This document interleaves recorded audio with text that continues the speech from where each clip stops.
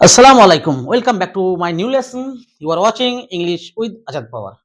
আমি আপনাদের সামনে অন্য দিনের মতো আজ উপস্থিত হয়েছি নতুন একটি ইন্টারেস্টিং টপিক নিয়ে। নিশ্চয়ই বোর্ডে লেখা দেখে আপনারা সকলে বুঝতে পারছেন যে টপিকটি কি হতে চলেছে। আমি লিখেছি নো ভার্সাস নট।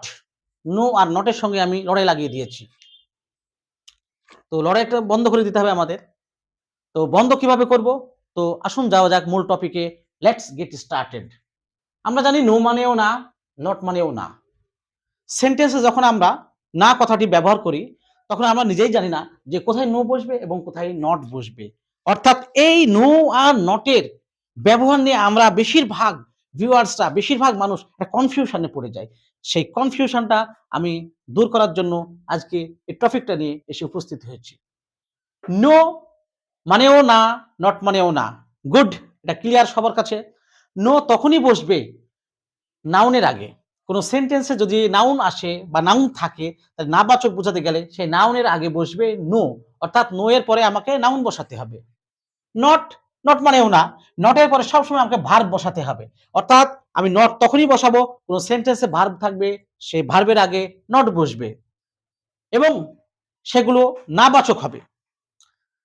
আরো একটি কথা মনে রাখতে হবে, অক্সিলিয়ারি ভার্ব যুক্ত নট এর পরে নাউন বা অ্যাডজেক্টিভ বসবে। কোন সেন্টেন্সে যদি অক্সিলিয়ারি ভার্ব থাকে এবং সেই সেন্টেন্সে নাউন অথবা অ্যাডজেক্টিভ থাকে তাহলে সেই নাউন বা অ্যাডজেক্টিভের আগে নট বসবে, সেখানে নো বসবে না। আচ্ছা, আমাদের এই তিনটে যে আমরা আলোচনা করলাম, তিনটে রুলস নিয়ে বা তিনটে নিয়ম নিয়ে, সেটা আমরা তিনটে উদাহরণের মাধ্যমে ক্লিয়ার করে নেব। আমি লিখেছি আমার সাথে শাকিলের কোনো যোগাযোগ নেই। Shakil has no connection with me. তাহলে এই সেন্টেন্সে কানেকশন এটা নাউন। নাউন হওয়ার জন্য এর আগে নট না বসে নো বসলো। পরে লিখেছি মাসুদ মেধাবী নয়।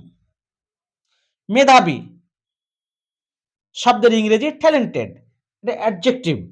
তাই মাসুদ ইজ নট ট্যালেন্টেড, যেহেতু অক্সিলারি ইজ আমাকে বসাতে হলো এবং এটা অ্যাডজেক্টিভ, তাই অ্যাডজেক্টিভের আগে আমি নট ইউজ করলাম, এখানে নো ইউজ করা যাবে না। আরো একটি সেন্টেন্স, তুমি খেলিতেছো না। তাহলে খেলা করা যেহেতু ভার্ব, তাই এই সেন্টেন্সে এই প্লেইং তার আগে নট আমাকে বসাতে হলো, কারণ এটা ভার্ব। তাই আমি সেন্টেন্সটা লিখলাম ইউ আর নট প্লেইং, এখানে নো আমি বসালাম না।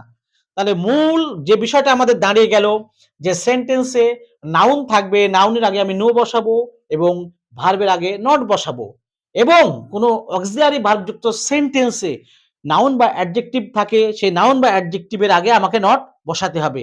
তাহলে আমি তিনটে নিয়ম, তিনটে সেন্টেন্সের উদাহরণের মাধ্যমে আমি বিষয়টা ক্লিয়ার করে দিলাম। আশা করি বিষয়টা আপনাদের ভালো লেগেছে।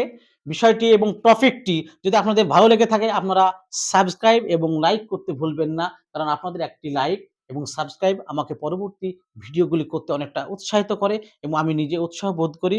তাই আপনাদের সঙ্গে আবার দেখা হবে আমার পরবর্তী নেক্সট কোনো ভিডিও নিয়ে।